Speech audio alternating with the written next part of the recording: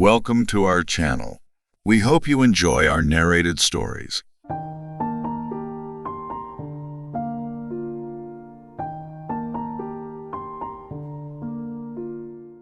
Horace wakes up at 6. He gazes toward his wife, but she's brazenly curled up in a ball with her back toward him. After sighing his morning sigh, Horace gets up and walks to his study. He glances at his bonsai tree. It's obsessively trimmed. He then sets Newton's cradle in motion and begins his ritual of looking into the brown eyes reflecting back at him from the mirror, putting on his suit, and rehearsing the meeting's talking points. Newton's restless balls set the rhythm.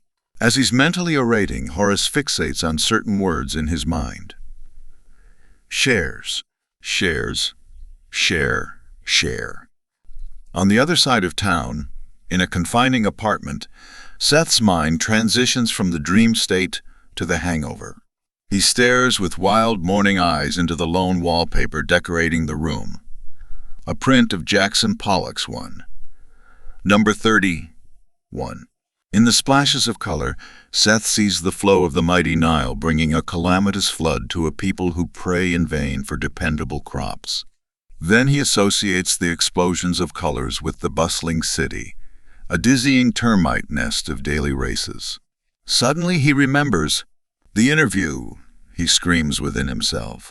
Seth runs to the bathroom with a towel and a pair of shorts in his hands. The door's locked. He bangs on it and shouts, "Don't be long, dude." Great. The perks of living in an apartment downtown and having to share. To share. Share. Coltrane blows his saxophone as Horace butters his toast. He adorns it with salmon and sprinkles it with salt. He takes a few bites as he looks over the Nasdaq. His wife Sally walks into the room and glances toward him, hoping to spot a soul through Horace's glowing irises. But Horace is immersed in deciphering his stocks, hunting regular rhythms in the market. Or maybe he's entranced by Coltrane's sentimental flow. He finally smiles toward her general direction, but only for a moment. Unconvincingly, Seth is already potentially late, so there isn't any time for breakfast. He gulps down a cup of dubious coffee and smokes a cigarette and a half. His stomach has gotten used to the neglect from the starving nights he spent playing jazz clubs. His roommate Damien senses the anxiety permeating from Seth's angry exhalations of smoke and says, "Look, my man, interviews aren't that hard. All you gotta do is show them you're a confident guy. A confident, resourceful, organized guy. You know." Seth stares at him and thinks, "Why do you think I'm so uneasy? Look at me. You really think they'll be convinced?" Sally's purple bathrobe rubs against Horace's business suit as she's hugging him goodbye. There's something mystifying about him today. While hugging her, Horace is unconsciously fumbling with something from his keychain. An ankh.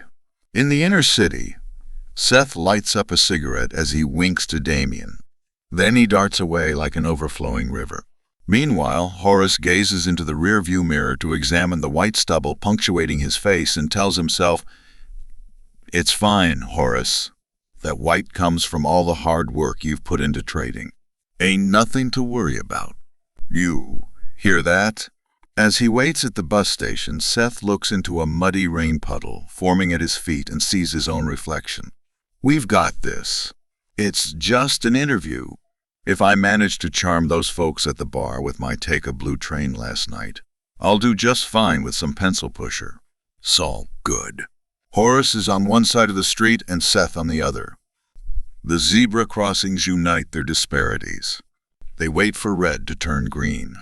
In his impatience, Horace glances to the other side and sees a young man with a cheap suit and a disheveled beard.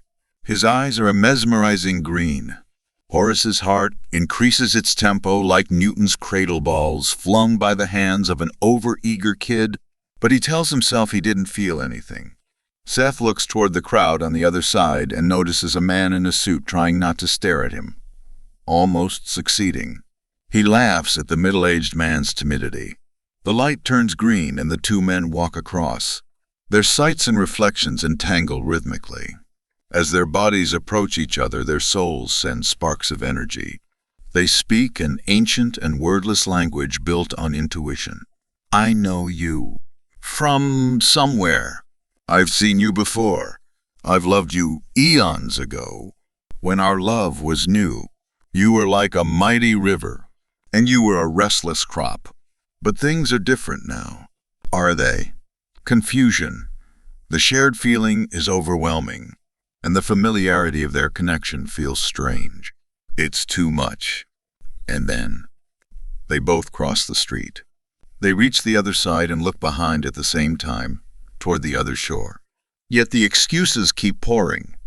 I can't. I got a wife. Oh, and a meeting. I would love to. But I've got an interview. Maybe in another life. Horace gave a mediocre presentation. He couldn't concentrate. Seth didn't get the job. He would have to find some miraculous gig to help him pay rent. Horace came back to that crossing. Again and again. But he could never find him again. After a month, he left home. He filled a bag with his belongings and took a bus into the burning sunset. The horizon transformed into an ocean of mingling color drops. Where his bonsai used to be, she could only find a mound of leaves. He left a mess on his study desk. Between discarded things, Sally found a letter. As she read it, she wept. But she understood. Many things made sense. Too many. One day, Seth decided to buy a Newton's cradle. He didn't understand why he bought such a weird thing. But it made all the sense in the world. He brought it home, cleaned his dirty desk, and placed the thing on it. And then he set it in motion.